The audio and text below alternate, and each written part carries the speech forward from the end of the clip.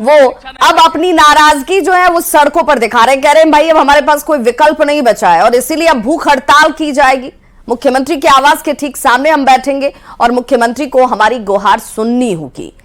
बिहार में करीब 4.25 लाख नियोजित शिक्षक हैं और इसीलिए शिक्षक जो है वो राजनीतिक दलों के केंद्र बिंदु में भी नजर आते हैं। इसलिए कोई भी इन मुद्दों को छोड़ना नहीं चाहता है। इस पर सियासत भी खूब की जा रही है। नियोजित शिक्षक काफी समय से राज्यकर्मी का दर्जा मांग रहे हैं। सरकार ने नियोजित शिक्षकों को राज्यकर्मी का दर्जा देने का फैसला किया है। सरकार की शर्त है कि आप जो नियोजित शिक्षक हैं उन्हें अब एक सक्षमता परीक्षा पास करनी होगी। नियोजित शिक्षकों को यह मौका जो है वो 5 बार का दिया गया। हालांकि शिक्षक ये कह रहे हैं कि इसे लेकर कोई लिखित आदेश भी नहीं है, ये वर्बली है। लिखित आदेश में 3 बार के ही मौके की बात है। सक्षमता परीक्षा का मौका इन्हें 5 बार दिया जाएगा। शिक्षक 3 ऑनलाइन और 2 लिखित परीक्षा दे पाएंगे। अब नियोजित शिक्षकों ने इस फैसले का ही विरोध करना शुरू कर दिया है। अपने फैसले के विरोध में अब जो शिक्षक हैं वो ये कह रहे हैं कि भाई हम बार बार ये परीक्षा देकर अपनी योग्यता आखिर क्यों साबित करें जब सरकार ने ही हमें 60 साल तक नौकरी करने की अनुमति दी है। अब चेतावनी दी जा रही है कि बहुत समझाने का, बातचीत करने का दौर चला, लेकिन अगर हमारी मांगे नहीं मानी गई, नियोजित शिक्षक आखिर परीक्षा क्यों नहीं देना चाहते हैं, यह भी एक बड़ा सवाल है।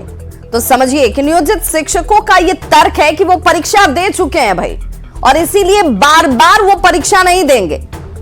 हालांकि सच ये भी है कि शिक्षकों को इस बात का डर होगा कि वो परीक्षा में अगर पास नहीं हो पाए, उत्तीर्ण नहीं हो पाए, फेल हो जाएंगे तो उनकी नौकरी जा सकती है। सवाल है कि जिन शिक्षकों को खुद फेल होने का डर है वो बच्चों को आखिर क्या पढ़ाएंगे।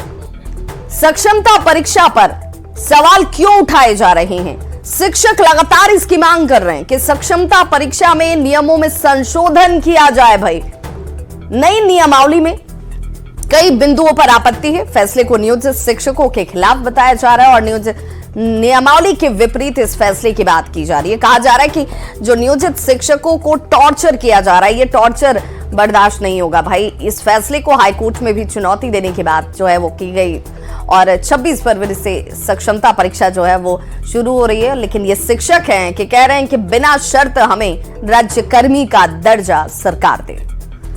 शिक्षा विभाग ने विश्वविद्यालय के कुलपतियों और पदाधिकारियों की 28 फरवरी को बैठक बुलाई है और इस बैठक को लेकर अब मामला जो है वो तूल देखिए धीरे धीरे पकड़ने लगा है। इस बैठक को लेकर अब एक बार फिर से विभाग और राजभवन जो है वो आमने सामने है। शिक्षा विभाग ने तीसरी बार इसे लेकर पत्र जारी कर सभी कुलपति और पदाधिकारी को चेतावनी दे दी है कि उन्हें 28 फरवरी को पूर्व निर्धारित बैठक में